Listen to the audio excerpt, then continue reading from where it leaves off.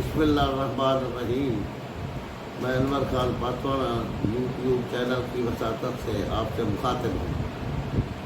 आज जो बात मैं करना चाहता हूँ वो ये है कि क्या जब से पाकिस्तान बना है इन्हीं हालात से गुजर रहा है या इसमें कुछ उतार चढ़ाव आए हैं। जब 1947 में हमारा मुल्क मरज़ वजूद में आया तो उस वक्त इसे गुरसे में कुछ चंद इदारे और बेसरो सामानी मिली। इब्तदाई हालात ऐसे थे कि दरख्तों के नीचे बैठकर भी दफ्तरी काम किए जाते थे, लेकिन सबसे जो खुशकिस्मती थी ना हमारी वो ये है, अगर तहकीक की जाए कि उस वक्त की जो इंतज़ामिया थी वो बहुत अच्छी थी। वो लोग बाज़मीर और कारकुन थे। हत्ता कि 1947 में जो बेसरो सामानी मिली किसी से भूल नहीं। अब तक उन ख़ानदानों में से कुछ लोग जिंदा हैं बेचारे, जिनके साथ बेपनाह जुल्म ज़्यादतियाँ हुई, सारा माल लूट किया जो कुछ भी है। बहरहाल 1950 में उस इंतज़ामिया और उन लीडरों ने हमारे मुल्क की जो मईशत थी उसे इस्तेहकाम तकरीबन बख्श दिया। उसके बाद काम चलता रहा। 1965 में जब दूसरा 5 साला मनसूबा पेश हुआ उसमें हमारा जो तरक्की की पैदावार थी, शरह पैदावार, वो 7% से भी तजावज़ कर चुकी थी। और 1965 में जो मुमालिक तरक्की पजीर कहलाते थे उनकी लिस्ट में तीसरा चौथा नंबर पाकिस्तान का था। हत्ता कि वर्ल्ड बैंक के नज़दीक जो मुमालिक तरक्की पजीर थे उस वक्त और तरक्की याफ्ता मुमालिक का दर्जा हासिल करने वाले थे, उनमें पाकिस्तान भी मॉडल के तौर पर नुमाया था। यानी ये थी इसकी तरक्की की रफ्तार। हालांकि वो 1958 में अपना मार्शल लॉ लग गया, अयूब खान आया, लेकिन ये ज़्यादा क्रेडिट जाता भी अयूब खान को और उसकी हुकूमत को, उसके इंतज़ाम को, नहरी निज़ाम बिछाए गए। ये वो बड़ी लंबी कहानी है। आगे जंग छिड़ गई 1965 में। उस वक्त लाजमी बात है कि हमारी जो मईशत थी वो अदम इस्तेहकाम का शिकार हो गई। हर मुल्क की होती है जिसमें जंग हो जाए, लेकिन जंग के बाद 1968 में फिर अपने पाँव पे मुल्क आ गया और उस वक्त की जो अपना तरक्की की शरह थी वो 7% से तजावज़ करने लगी, जबकि आज तरक्की की शरह 2% से भी कम है। बहरहाल बात हम ये करना चाहते थे कि इतनी जल्दी मुल्क आगे जा रहा था, तरक्की पजीर मुमालिक में और तरक्की याफ्ता मुमालिक की लिस्ट में शामिल होने वाला था। उसके बाद मुख्तलिफ अदवार आते गए। तो बात यह है कि जो आज हमारे हालात हैं बिलखसूस मुआशी और सियासी, इसकी तो ये वजह है कि आज हमें अड़ोस पड़ोस के जो मुमालिक हैं बिलखसूस भारत, वो हमें ताने देता है हमारे रवैयों पे। पिछले दिनों बिलावल भुट्टो जरदारी वज़ारत ख़ारजा का जो इजलास था UNO में, उधर भारत की वज़ीर ख़ारजा भी गए हुए थे, जय शंकर। तो वहाँ कोई इतराज़ किया भारतीय वज़ीर ख़ारजा ने, वो उसामा बिन लादेन के हवाले से, यानी पाकिस्तान पर कुछ इल्ज़ामात लगाए कि ये दहशतगर्दी करवाता है ये वो। तो उसके जवाब में बिलावल अली भुट्टो जरदारी साहब जो हमारे वज़ीर ख़ारजा हैं इस वक्त, उसने UNO में तकरीर करते हुए कहा कि जयशंकर भूल गया है। शायद मैं उन्हें याद दिलाना चाहता हूँ कि जो उसामा बिन लादेन है वो तो मर चुका है, लेकिन जो गुजरात का कसाई है उसने नरेंद्र मोदी को मुखातिब किया, वो अभी ज़िंदा है और इसमें शक भी कोई नहीं कि जितने उसने जुल्मात किए कि वो गुजरात का कसाई होने के नाते पहचाना जाता है। तो बात जो सबसे बड़ी है ना तकलीफ दे, वो ये है کہ بھارتی وزیر خارجہ نے جو بیان دیا اور جو وزارت خارجہ بھارت کی تھی اس کی طرف سے جو بیان شائع ہوا، اور بھی انہوں نے تانے دیے کچھ، لیکن کوئی بات نہیں۔ ایک بات جو ہے نا وہ مجھے بہت کھٹکتی ہے، الگ کسی نے نوٹس نہیں لیا اس کا، کہ یہ بھارت کی وزارت خارجہ نے کیا کیا ہے۔ اس نے یہ کہا، جو بیان جاری ہوا، کہ بلاول علی بھٹو زرداری جو ہے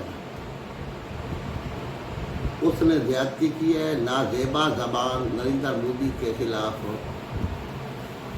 استعمال کیا ہے، لیکن بات یہ سمجھنے کی ہے، لیکن کیونکہ وہ ایک ایسے ملک کی نمائندگی کر رہا ہے جو فکری، اخلاقی اور معاشی دیوالیہ پان کا شکار ہے اور اس کی کوئی ساکھ نہیں ہے، یعنی جو تین چیزیں ہیں نا، اس کا بلیم آ جائے جس قوم پہ، جس فرد پہ، اس کے بعد تو معاملہ بھی ختم ہو جاتا ہے۔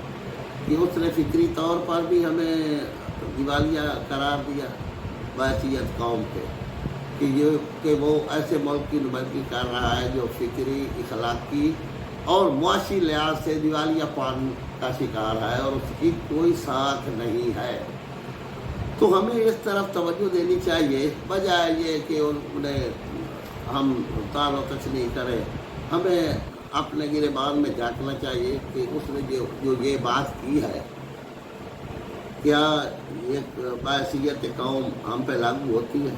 اس وقت ہوتی ہے۔ دو تین پہلوؤں پہ غور کیا جائے، کیونکہ سچی بات کرنا تو ویسے ہی ہمارے معاشرے اور ہمارے ملک میں بہت بڑا جرم سمجھا جاتا ہے۔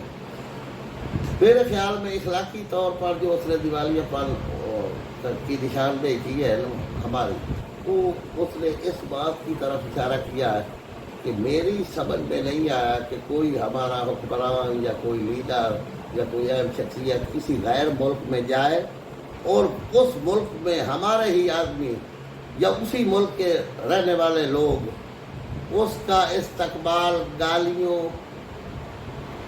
اور تان و تشنیع اور نعرہ بازی سے کریں۔ یہ روایت ہمارے لوگوں نے ڈالی ہے۔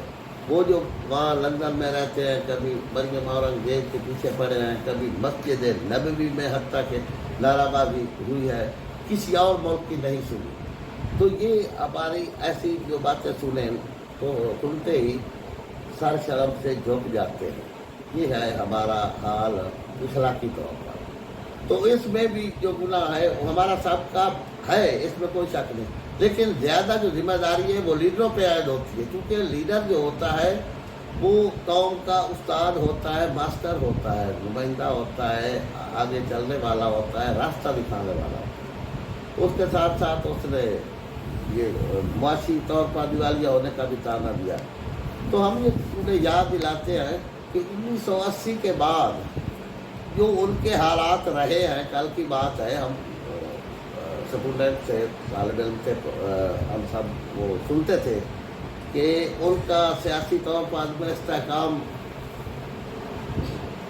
ایسا تھا کہ تقریباً 2 سال میں 3 حکومتیں ان کی تبدیل ہوئی بھارت میں 1980 کے بعد، اور معاشی لحاظ سے وہ اتنا کمزور تھا کہ 70 ارب ڈالر کا مقروض تھا، اور 70 ارب ڈالر پہ 2 ارب ڈالر صرف سود لاگو ہوتی تھی۔ اس نے وہ 2 ارب ڈالر سود ادا کرنے کے لیے سونے کے ذخائر فروخت کیے جو اس کے پاس تھے، یعنی اس کی دنیا میں جنگ ہنسائی ہوئی اس وقت کہ دنیا کی سب سے بڑی جمہوریت معاشی لحاظ سے اتنی کمزور ہو چکی ہے۔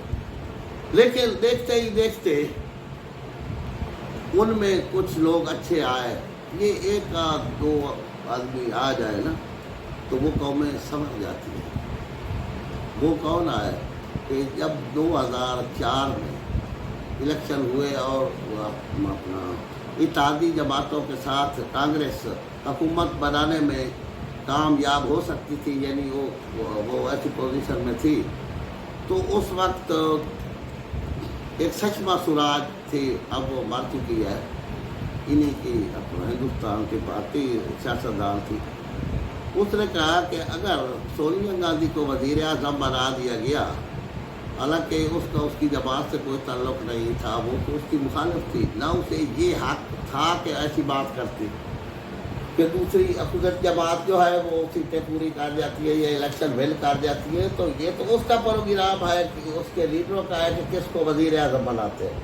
उन्होंने हालांकि कांग्रेसी लीडरों ने उसे इख्तियार दे दिया, वजारत उज़्मा की पेशकश भी कर दी और सदर भी हुई थी कांग्रेस की कि उसी ने वज़ीर आज़म बनना था। लेकिन सचमा सुराज ने स्टैंड दिया कि ये चूँकि इटली की है, इटली में पैदा होने वाली है, इसने हिंदुस्तान को बच्चों के सिवा कुछ नहीं दिया, अगर इसे वज़ीर आज़म बनाया गया तो मैं अपना सर मुंडवा दूँगी। ये जो हमें इखलाकी तौर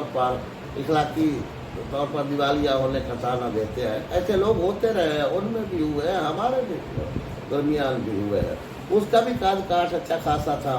वो जो थी सचमा सुराज, एक किसी रियासत की वो वज़ीर आला भी रही है और भी उसके पास बड़े ओहदे रहे हैं। ये बाज़ औक़ात इखलाकी दिवालियापन किसी में भी पैदा हो सकता है। तो वो जो सोनिया गांधी थी उसने उसका कोई जवाब नहीं दिया।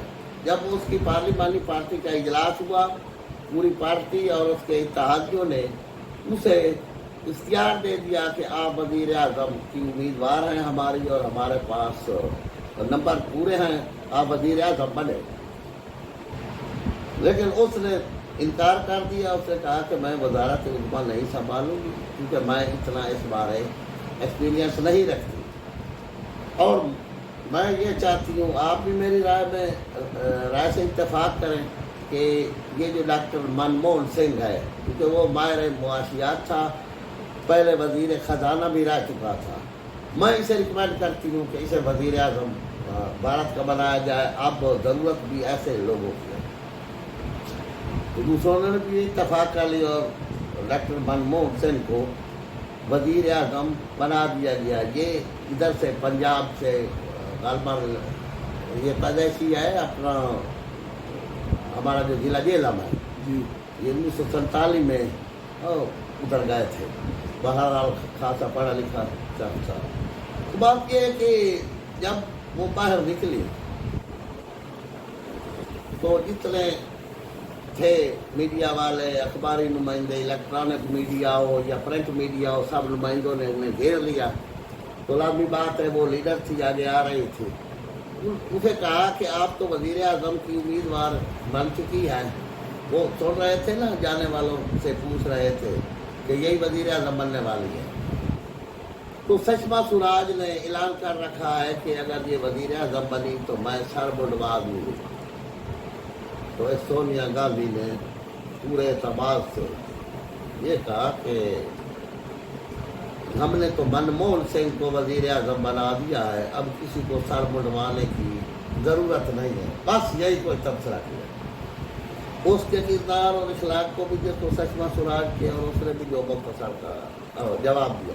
लेकिन उसके साथ साथ उसने फैसला ये किया कि हमारा मुल्क किस पटरी पे आना चाहिए, मुआशी लिहाज से बहुत कमज़ोर है, ऐसे लोगों की ज़रूरत है जिन्हें उसने वज़ीर आज़म बनाया था। तो दुनिया जानती है, भारत भी जानता है, हम भी जानते हैं कि उसके बाद मुआशी लिहाज से इंडिया यानी भारत पटड़ी पे आ गया और बहुत आगे चला गया। हर लिहाज से मुआशी लिहाज से मजबूत हो गया। 2009 में भी उसे दोबारा वज़ीर आज़म बना दिया गया। तो उन लोगों ने अपना लालच नहीं किया, उन्होंने मुल्क की भलाई के लिए फैसला किया कि ऐसे फैसला करें जिससे मुल्क को मफाद हो, और वो वाकई हुआ। लेकिन हमारे यहाँ सूरत हाल मुख्तलिफ है। इन्हीं बातों को देखते हुए वो हमें हटाने देते हैं। दूसरा इखलाकी तौर पर जो कहा है कि वो ऐसे काम नहीं होने चाहिए, ये काबिल अफसोस है। हाँ, कोई नुमाइंदा करवाए या कोई जमात जो उधर जो हमारे आदमी फिर रहे हैं, तो इस पर मुल्क की बदनामी होती है और कौमें जो है वो दुनिया की नज़रों में गिर जाती है। इधर से कोई गया उसे उसके पीछे लगा दिया, गाली निकाले, ये करे वो करे, उसमें मुल्क को कौम की बदनामी है। जहाँ तक उन अशखास का ताल्लुक है तो वो ज़्यादातर बेरोज़गार होते हैं, उधर वो पनाह गाहों में रहते हैं। काम करने वालों को क्या पड़ी है कि वो किसी को वहाँ लंदन में गालियाँ देते फिरे या मस्जिद नबी में दे सकन, लेकिन ये काम गलत है। अगर जब तक हमने चलो फुल नहीं तो कुछ गलत को गलत नहीं कहना तो हम किसी किनारे नहीं लगेंगे।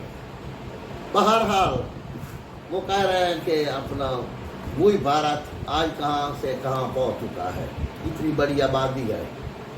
दूसरी बात यह है कि जहाँ तक हमारे मुल्क का ताल्लुक है कि हमने आपको बताया कि 1947 से आज़ाद होकर 1950 तक मईशत इसकी मुस्तहकम हो चुकी थी। उसके बाद 1962 में तो बहुत आगे निकल चुका था, यानी हम उस वक्त तकरीबन तरक्की पजीर ममालिक में शामिल होने वाले थे। जंग छिड़ गई, उसके बाद फिर अपने पाँव पे आ गए। तो इस वक्त हमारी जो हालत है वो बहुत बिगड़ गई है। इसकी जो बुनियादी वजह है वो हमारा इससे कोई सरोकार नहीं जो है जिसकी हुकूमत हो, लेकिन अगर हुकूमत कर सकते हैं तो करें, खुदा रहा हमारा ये मौजू तो नहीं है। लेकिन अगर यही धक्के खाने और कौम को भी देने आए तो इससे बेहतर है कि एक तरफ हो जाए। तब से ये बात चल रही है कि अपना ये कुफैत शुआरी की मुहिम है। इन जो हमारे वज़ीर आज़म साहब हैं वो अच्छी बात करते हैं, लेकिन उसकी अगर वो बात नहीं मानते दूसरे वज़ीर मुशीर मुआवनीन के किफ़ायत शुआरी पे नहीं आते, हर रोज़ ऐलान तो होते हैं कि अब वो न तनख्वाहें लेंगे न मराहत लेंगे। वो मराहत भी हुई ले रहे हैं, तनख्वाहें भी ले रहे हैं। न दूसरे महकमों को कहा गया है जो 8-8, 10-10 लाख तक बार ब्यूरोक्रेट है जो पेंशन की मद में लेते हैं। और इन हालात में जब इस वक्त पाकिस्तान के 8 लाख तकरीबन बच्चे हर साल बीमारी की वजह से मर रहे हैं, यानी उनका इलाज नहीं होता, बीमारियाँ तो आती जाती रहती हैं, उन बेचारों को इलाज मुयसर नहीं होता। तकरीबन 8 लाख, ये बड़ी लिखी बात है, हम अपनी तरफ से नहीं कर रहे। और 3 लाख बच्चे जो हैं ग़िज़ाइयत की कमी की वजह से वो बेचारे मर रहे हैं इस वक्त। और हमारे अफसरान बाज़ ब्यूरोक्रेट्स 8 से 10-10 लाख तक पेंशन की मद में आप वसूल कर रहे हैं, और दूसरी तरफ दवाई भी नहीं मिल रही। बहरहाल फ़िलहाल जो सबसे बड़ा मसला है वो हर एक को जानता है। हत्ता कि पिछले दिनों गालबन एक केस चल रहा था FBR और शेल पाकिस्तान का, जिसमें चीफ जस्टिस ऑफ पाकिस्तान ये केस सुन रहे थे। उधर से अपना फैसल सदीकी साहब वकील थे FBR की तरफ से। तो बात जब ये हुई अपना कि फैसल सदीकी साहब ने कहा कि अगर मुल्क बैंकरप्ट हो गया, यानी कि दिवालिया हो गया, तो मैं फेडरेशन की तरफ से पेश हूँगा। तो हमारे चीफ जस्टिस ऑफ पाकिस्तान ने कहा, बड़े अहम रिमार्क्स दिए कि मुल्क बैंकरप्ट नहीं हो रहा।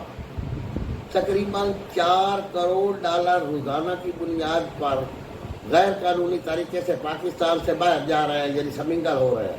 अगर हम मुनज़्ज़म होकर, ये चीफ जस्टिस ऑफ पाकिस्तान के रिमार्क्स हैं, बड़े अहम रिमार्क्स हैं, ये कौमी नौइयत के हैं, कि अगर हम मुनज़्ज़म होकर इक़दाम करें तो ना मुल्क दिवालिया होता है ना कुछ और होगा।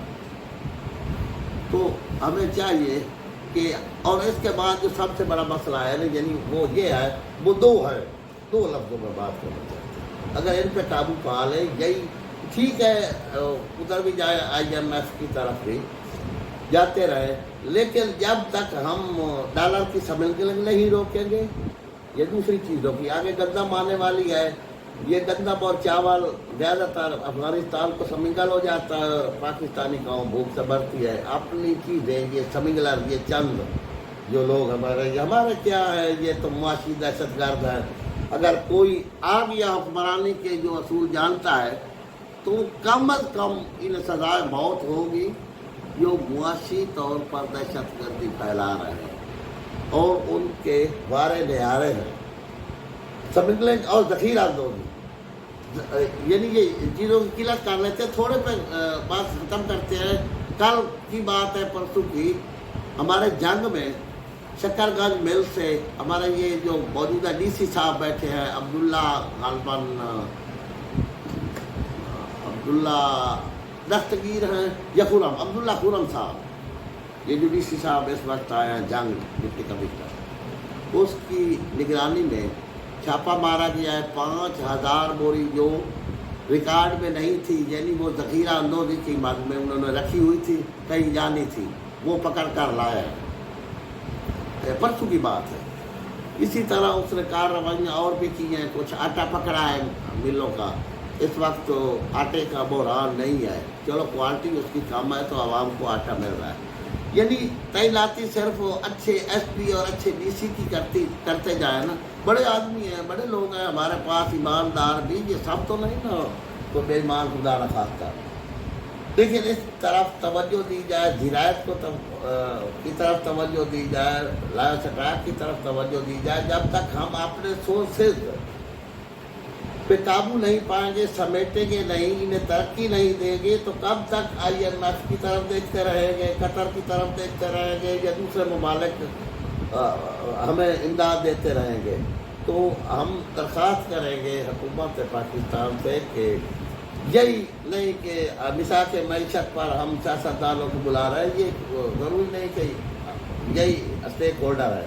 اسٹیک ہولڈر اور بھی بہت ہے۔ آپ کسانوں کے نمائندوں کو بلائیں، پاکستان کسان اتحاد والوں کو بلائیں، جو یونینز ہیں مزدوروں کی ان کے نمائندوں کو بلائیں، وکلاء کے نمائندوں کو بلائیں، عدلیہ کی جو ہے قیادت اسے بلائیں۔ خود اپنے چیف جسٹس صاحب جو بات کر رہے ہیں تو وہ بھی اس حوالے سے کر رہے ہیں کہ ہمیں منظم ہو کر اقدامات کرنے کی ضرورت ہے۔ وہ ان کی اپنی ڈیوٹی ہے، فرض ہے۔ تو ویسے جتنا اللہ تعالیٰ نے کسی کو سیکرٹری یا مرتبہ دیا ہے، اتنی اس پہ زیادہ ذمہ داری عائد ہوتی ہے۔ سیاستدانوں کو بھی بلائیں، چلو کہ نہیں آتا، کوئی نہیں آتا تو نہ آئے، ان سب کو بلا کر دستاویز پاکستان کو ایسی تحریر کی جائے جس کے ذریعے یہ 2-3 سال میں ملک اپنے پاؤں پہ کھڑا ہو سکے، اور ہمارے پاس وسیع تر ہر قسم کے ذخائر ہیں، ہر قسم کی دولت سے مالا مال ہیں۔ صرف عملاً کام کرنے کی ضرورت ہے، صرف توجہ اور وعدوں کی ضرورت نہیں ہے۔ آخر میں ہم